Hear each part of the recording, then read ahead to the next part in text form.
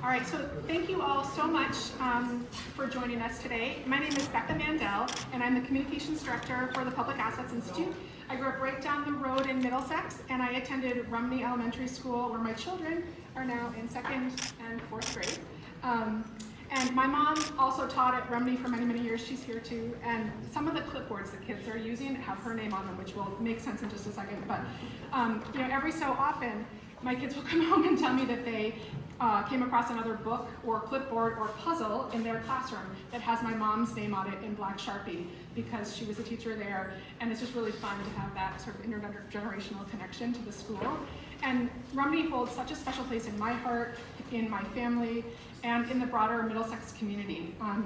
Right before the break, the kids celebrated the 100th day of school with a visit from Zero the Hero, who is a character that I remember from when I was at Rumney, when the principal would dress up in like blue spandex and a red cape, and he would like climb around the windows outside the building, and like we would do all these activities that involved 10s and 100s, and it was such a great experience, and it's really fun that my kids are doing that now as well.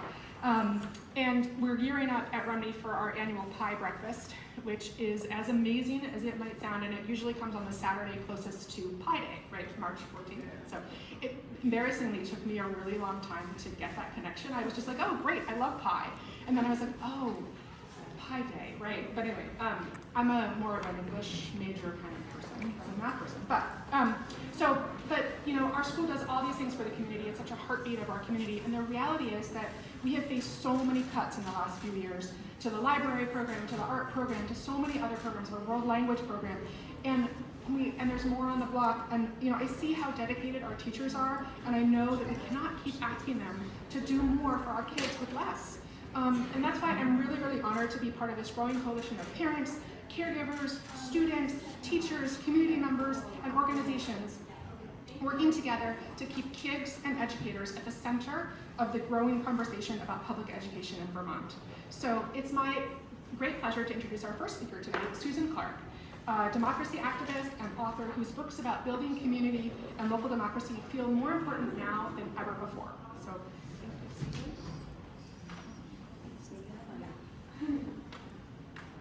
thank you. Thank you. Thanks to Public Assets and the Vermont Rural Education Collaborative and the other groups hosting us today. You're going to hear, I just heard it, folks say today, public schools are the heart of our communities. And I want to be clear, we don't mean this in a sentimental sense. Public schools are the heart in that they are the pulsing power center of local democracy. They beat with community vitality. As children flow into our public schools, so do their parents and their teachers, and the support of the voters who pay for them. And as we mingle in the chambers of this community heart, we come to know each other. And we have very diverse histories, socioeconomic backgrounds, and philosophies. We learn governance skills on our local school boards. And in our public schools communities, we learn to listen across difference, to navigate trade-offs and identify commonalities. Because guess what? That's what democratic communities do. That's what we do if we want to remain a democracy. Ultimately, the school's heartbeat pumps out not only educated students, but an energized civic community. Vermont's values of freedom and unity are built on the foundation of public education. Size and scale matter. Power matters. Moving toward centralization and privatization of public resources and decision-making fails to understand the heart of Vermont. And it is moving in exactly the wrong direction for this moment, because every burning issue that we're dealing with today, from flood resilience to economic revitalization to social justice, counts on the support of strong communities. But we can't just assume that those communities are going to be there, because strong communities don't just happen. Social capital, that web of trust and reciprocity that defines an engaged community, is created through a time-tested recipe. Face-to-face contact over time with a diverse group that has the power to address problems together. No wonder Vermont consistently ranks among the top states for social capital. Building community is our superpower. And I cannot think of a better description of the work that we do in our public schools.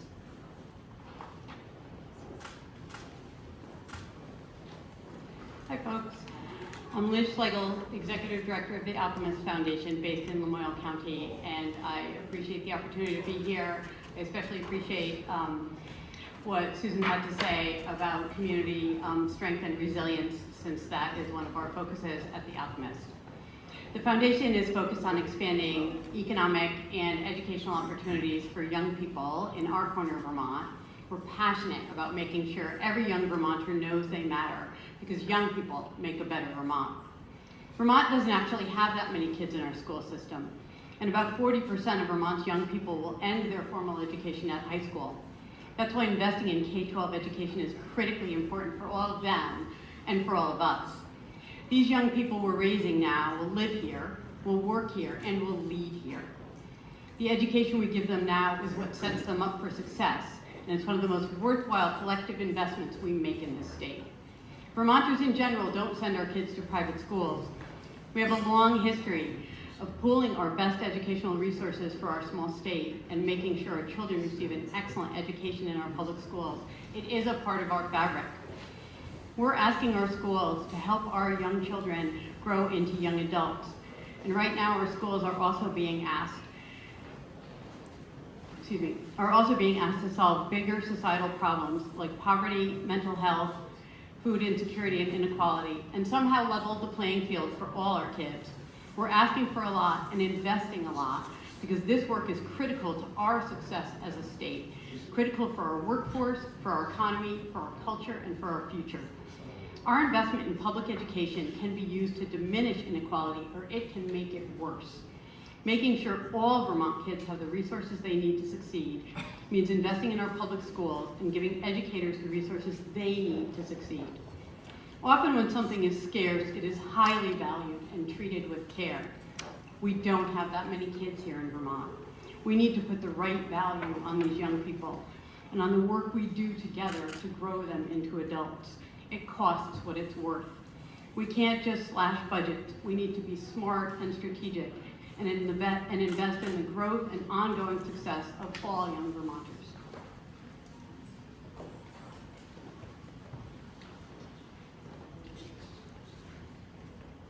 I stand before you today as a Vermonter, farmer, educator, and supporter, and staunch advocate of community schools. I am proud to serve as the superintendent of schools for the White River Valley Supervisory Union that serves 10 rural towns across 3 counties. We see this work at the center of how we best support all of our students to reach their greatest potential. What does it mean to be a community school at the White River Valley Supervisory Union? It means personalized learning and flexible pathways, where we strive to say yes to our students in regards to how they can create personalized learning plans that allow for them to best demonstrate what they know, understand, and can do. It means a comprehensive system of supports that works with community partners in the areas of community mental health and wellness to provide in-person direct services to our students in counseling, medical, and dental services. We are schools where we partner with over 40 local community businesses, farmers, and mentors to provide our students with hands-on learning experiences that allow them to pursue their passions and goals while emphasizing relevance and rigor. We are schools when each and every student has the opportunity to participate in extracurricular activities and don't have to worry about whether their parent, guardian, or caregiver has the means to pick them up after practice or rehearsal because it's an hour drive back to their homes. We are schools that provide high-quality after-school and summer programming to provide enrichment and intervention services 7 weeks over the summer and during the February and April vacations. We do all this while maintaining fiscal responsibility and maximizing community resources to make certain our students have what they need in order to pursue their desired post-secondary pursuits and demonstrate college and career readiness. Please join me in making certain that students, families, and rural communities are at the forefront of any and all discussions related to how we best position ourselves for sustainability and growth as an education system, while making certain that we're all small rural towns don't disappear. Thank you.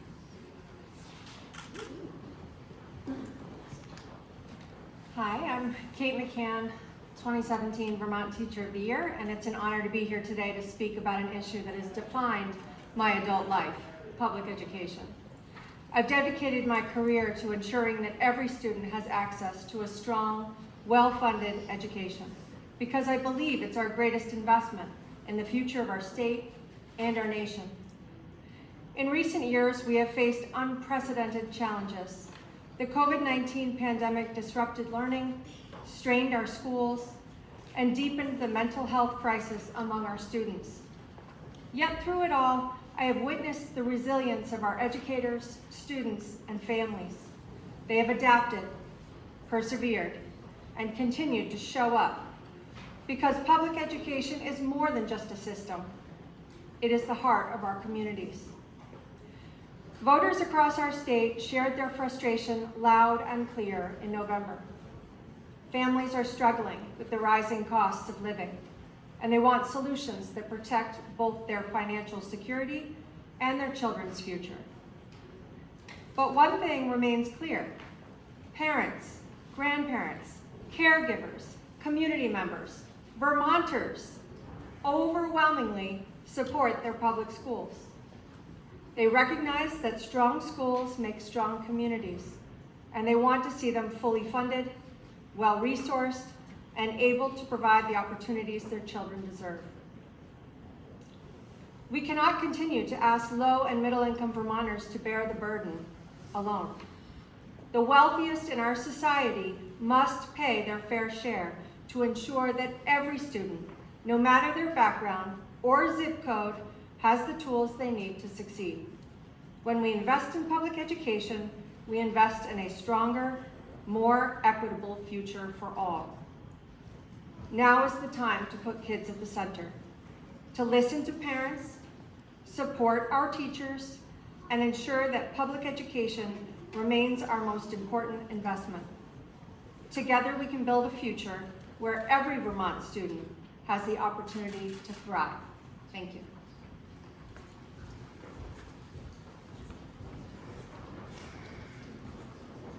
Good afternoon. My name is Harmony Beldivo, and I'm a sophomore at Harwood Union High School. Attending Harwood has allowed me to strengthen my writing and analysis skills, be part of a high-quality music program, become a better cross-country runner, join clubs, develop critical thinking, and have my voice valued by the administration by starting a club and meeting with staff to improve the school environment. A particular aspect of my school that has improved my educational journey was my 9th grade math teacher. Prior to attending Harwood High School, I had always struggled with understanding math concepts in a classroom and was constantly frustrated in math class. However, this exasperating trend was quelled in my 9th grade math class, where my teacher taught with excitement, visuals, challenging us, accepting mistakes, and checking in to make sure we understood each step as he taught. This has caused me, along with many other students, to be confident in later math classes. These strengthened math skills will help me be successful throughout my high school career and after graduation. If our school budget doesn't pass, this teacher, among others, will be let go because he is new to Harwood. Foreign language, which should be viewed as a core subject because it teaches communication, connection, culture, and memory, was cut from all elementary schools in my district last year. Another position in the district currently being threatened at my school is our nurses. One nurse is being cut, and nurses will be redistributed across the district according to student numbers. One scenario proposed recommends the elementary schools share nursing staff. In this scenario, schools would not always have a nurse on site. This is harmful and problematic for the school community because school nurses are some students' only access to health care, which is a human right. Overall, my school has provided me with numerous opportunities for growth, community, and a high-quality education. Unfortunately, some aspects of my school that make it unique and community-oriented are being threatened by budget cuts. We cannot keep asking our schools and teachers to do more with less, because it results in cuts to programming that has a direct negative impact on students. Education is about kids, and this focus cannot be lost when sorting and decreasing money to pay for schools. I understand that many people vote down on school budgets because they are worried their taxes will be raised to an unpayable amount, even though they want to benefit the children in their community. My family feels the same way. But people not being able to budget for the economy we have right now should not be taken out on school budgets and students. No one should be forced to decide between providing kids with a quality education and being able to support their own household. This is why the richest Vermonters should pay their fair share in school taxes, and that low and middle class Vermonters pay what they realistically can.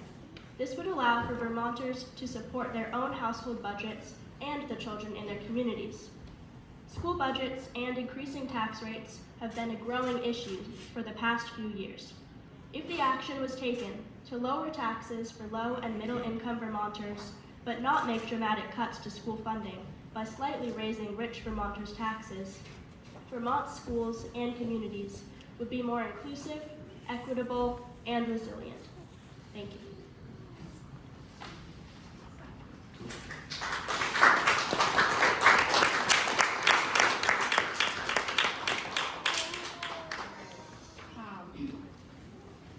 Public school students, you guys, amazing. So thank you so much, Liz, Susan, Jamie, Kate, and Harmony for sharing with us today.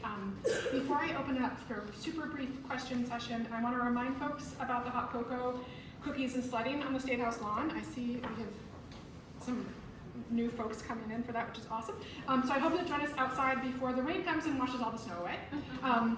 And I also want to let you know that there are several enterprising young public school students with clipboards. And they'll be inviting you to sign onto a lesson plan for good public schools, fair taxes in Vermont, and I hope you'll take them up on that offer. And we're going to keep the Q&A super short so we don't keep the kids from the hot cocoa. I think that's best for all of us. And but if you do have additional questions, we'll make ourselves available and are happy to connect with folks, whether it's outside or in here. So please follow up after if we don't get to your questions. So I will open it up for a couple of questions. I don't know if anyone has any. Yes, Bob?